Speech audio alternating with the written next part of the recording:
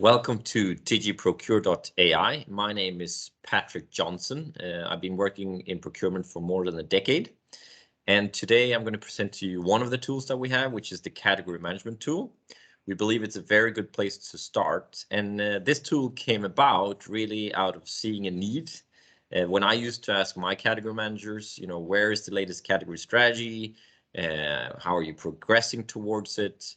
And so forth. I often find that I got various answers. And some of the challenges or opportunities I had was to get my organization to work more strategically and reduce time spent on firefighting and operative work by automating processes, improving processes, and then increasing time spent on tactical work.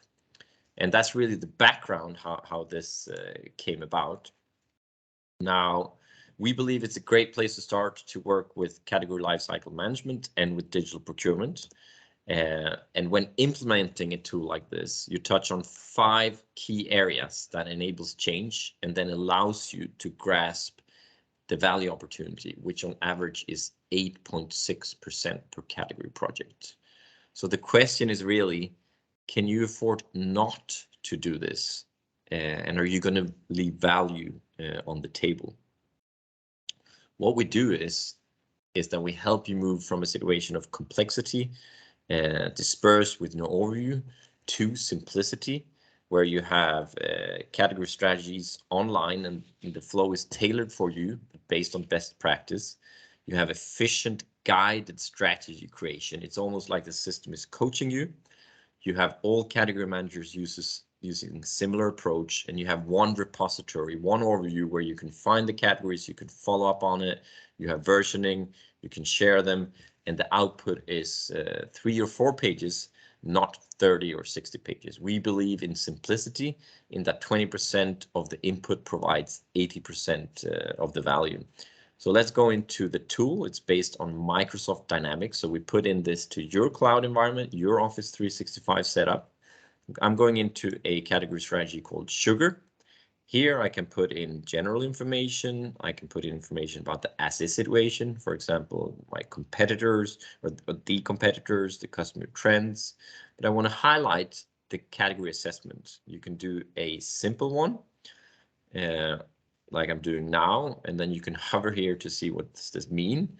Or you can do an extensive one where you fill in 8 questions, calibrated. We've run more than 100 strategies through this. And so you can choose those 2, and then the output, the system then provides you with input to what could be primary and secondary strategies for you, and what could be levers or actions that you could work with while optimizing your category. Then you can fill in information about, how the supplier views us, how we see the supplier to get further input, the SWOT analysis, and the to-be situation, where we also included sustainability and the UN World Goals to make sure that that's included. You put in information about the barriers, and based on that, you're now ready to look into your planned initiatives. And you have approvals, and then you save this. And then the output is a Word template or a PDF.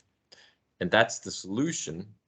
Now let's look a little bit further into, why do you want to do this? So, well, the most obvious one is you're identifying the most value creating category projects. But as a category manager, it's also an easy to use framework. It allows you to use easy reporting. You have a unified category language. As a CPO, it professionalizes your digital procurement, your procurement department, and you're starting the journey or enhancing your digital procurement and your category lifecycle management work. You also get an overview where you can do reporting, follow-up. You can even model what happens, what does it mean if the whole organization, if you meet all the category strategies and you're building capabilities in your department. So we believe this is a great place to start. Please feel free to reach out if you want to know more about this tool, get a personal demo, or you're interested in other tools that we have or other services that we provide. So here's my telephone number, my email address, and my LinkedIn profile URL. Thank you for listening. I look forward to talking to you.